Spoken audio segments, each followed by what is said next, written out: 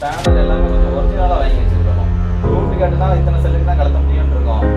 அது இல்லாமல் கொஞ்சம் அதிகமாக கொஞ்சம் ரேட் கொடுத்து அது மட்டும் வாங்கி வச்சுக்கிட்டிங்கன்னா கொஞ்சம் யூஸ்ஃபுல்லாக இருக்கும். தேங்க்யூ.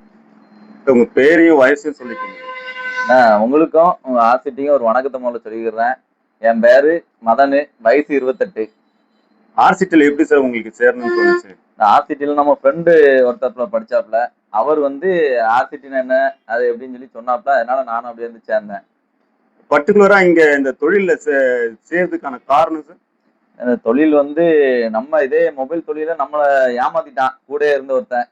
அதனால அந்த மொபைல் இதுல நம்ம வளர்ந்து காட்டணும் அப்படின்னு சொல்லி ஆர்சிட்டியில் வந்து படிச்சுட்டு அதுக்கு அடுத்த வந்து கடையை வச்சேன். எத்தனை பேர் உங்ககிட்ட வேலை செய்யறாங்க சார்? ஏன்னா நம்மகிட்ட இப்போ 2 பேர் வேலை பார்க்காங்கண்ணே. 2 பேர் வேலை பார்க்காங்க. ஆமா. எந்த இடத்துல இருந்து மூலப்பொருள் வாங்குறீங்கன்னு தெரிஞ்சுக்கலாங்களா? நம்ம லோக்கல் பர்ச்சேசிங்கே கிடையாது, எல்லாமே டெல்லி தான். டெல்லியில இருந்து தான் வாங்க? ஆமா, டெல்லி, பாம்பே அந்த டைரக்ட் பர்ச்சேசிங் தான். அப்போ நான் கூட யாருன்னா தெரிஞ்சா சொல்லலாம்னு நினைக்கிறேன். கண்டிப்பா சப்போர்ட் பண்றேன். Thank you sir, thank you. நீங்க வாங்கிய கடன் வந்து இதுல வர வருமானத்துல இருந்து அடைக்க முடியுதா? நான் கரெக்டா தொழில் பண்ணி கரெக்டா போயிட்டு இருந்துச்சுன்னா நம்ம வருமானத்துல இருந்து கரெக்டா எல்லாமே அடைச்சிடலாம். எந்த விதமான பொருள் உங்ககிட்ட அதிகமா விற்பனை ஆகுது சார்? அதிகமானா நம்ம சர்வீஸ் தான் மெயினா நமக்கு நல்லா போகுது. அதே மாரி சேல்ஸ்னா ஸ்மார்ட் வாட்ச், சார்ஜரு, ஹெட்போன் அந்த மாதிரி நல்லா சேல் ஆகுதுண்ணே. யார் யாரெல்லாம் வாடிக்கையாளர்கள்னு தெரிஞ்சுக்கலாங்களா? ஏன்னா நம்ம வந்து ரேட்டு ஹையஸ்ட் கிடையாது. ஏழை எளிய மக்கள்ல இருந்து எல்லாருமே வராங்க. காலேஜ் ஸ்டூடெண்ட் பக்கத்துல ஏத்தாம காலேஜ் இருக்கு. காலேஜ் ஸ்டூடெண்ட்னு தனியா ஆஃபர் போட்டு அது நல்லபடியா எல்லாத்துக்குமே எல்லாருமே நமக்கு கஸ்டமர் தானே. சரி.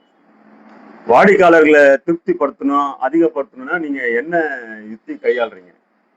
வாடிக்கையாளர் திருப்தி அதிகப்படுத்தினா அவங்க ஒரு கம்ப்ளைண்ட் சொல்றாங்கன்னா அதை அவங்களுக்கு திருப்தியாவே பண்ணி கொடுத்து ரிட்டர்ன் வந்தாலும் அதே நல்ல முறையில பண்ணி கொடுத்து சிறப்பா பண்ணி கொடுத்துட்டு இருக்கேன். அதான் நல்லது சார். எந்த விதமான பிரச்சனைகள்லாம் உங்ககிட்ட வந்திருக்குது, அதை எப்படிலாம் நீங்க வந்து ஃபேஸ் பண்ணியிருக்கீங்க இருக்கீங்களா? பிரச்சனைனா நம்ம ஏதாவது ஃபால்ட் பார்த்து கொடுப்போம். அது சில டைமு அதே ரிட்டர்ன் நமக்கு வரும். அதுல வந்து திரும்ப கஸ்டமர் வந்து கேட்பாங்க. அந்த அந்த மாதிரி பிரச்சனை வரும். சில கஸ்டமரு கத்துவான் வந்து, சில கஸ்டமருக்கு நார்மலான அதே கம்ப்ளைண்ட் இருக்குன்னு சொல்லுவான். அதுக்கு ஏத்தாப்ப நம்ம பார்த்து நல்லபடியா பண்ணி கொடுத்துருவானே. வரவு செலவு விவரங்களை விரும்பினா சொல்லலாம் சார். வரவு செலவு வந்து எப்படின்னா கஸ்டமர் வந்து எப்படின்னு சொல்ல முடியாது. ஒரு நாளைக்கு நிறைய வருவாங்க, ஒரு நாளைக்கு கம்மியா வருவாங்க, ஒரு நாள் நல்லா சேல் இருக்கும், ஒரு நாள் சேல்ஸ் இருக்காது. அதனால கரெக்டா பிசினஸை பொறுத்தளவு சொல்ல முடியாதுண்ணே கரெக்டா இவ்வளவு இருக்கும் அப்படின்னு. ஒரு நாளைக்கு எத்தனை பேர் வருவாங்கன்னு உங்களால சொல்ல முடியுமா? ஏன்னா அதுவும் அதே மாதிரிதான், பிசினஸை பொறுத்து எதுவுமே சொல்ல முடியாது. ஏன்னா பிசினஸ் ஒரு நாளைக்கு 100 பேர் வரலாம், 50 பேர் வரலாம், ஒரு நாளைக்கு 2 பேர் வரலாம். அதனால பிசினஸை பொறுத்தளவு அந்த இதுவும் கரெக்டா கணிக்க முடியாதுண்ணே. சரிங்க சார், சரிங்க சார். தொழில் முனைவோரா ஆகணும்னு விரும்புறாங்க இல்லைங்களா? அதுல அச்சுறுத்தும் பயம்புறுத்தும் விஷயம்னு என்ன நினைக்கிறீங்க சார்? தொழில் முனைவரான்னு பயம் ஒண்ணும் கிடையாதுண்ணே. அவங்க வைக்கிறதுக்கு முன்னாடி வச்சா ஓடுமா ஓடாதா அவங்க மனநிலை பொறுத்து தான் இருக்கு. ஆனா எல்லாரும் வச்சா ஓடும் அந்த நம்பிக்கையில வச்சா எல்லாரும் சக்சஸ் ஆகலாம், இல்லாட்டி வைக்கவே முடியாது. Thank you sir. லாஸ்டா ஒன்னே ஒண்ணு சார். சார் எஸ்பிஆர்சிட்டியில தொழில் முனைவரா ஆகணும்னு விரும்புறவங்களுக்கு நீங்க சொல்ல விரும்புவது? தூத்துக்குடி மாவட்டம் எஸ்பிஆர்சிட்டியில நானும் படிச்சேன். அதை வந்து கஷ்டப்பட்டவங்களுக்கு பயிற்சி சொல்லி கொடுத்து 3 நேரம் சாப்பாடு இலவசமா பண்ணி தங்குறதுக்கு இலவசமா ஹாஸ்டலும் இருக்கு.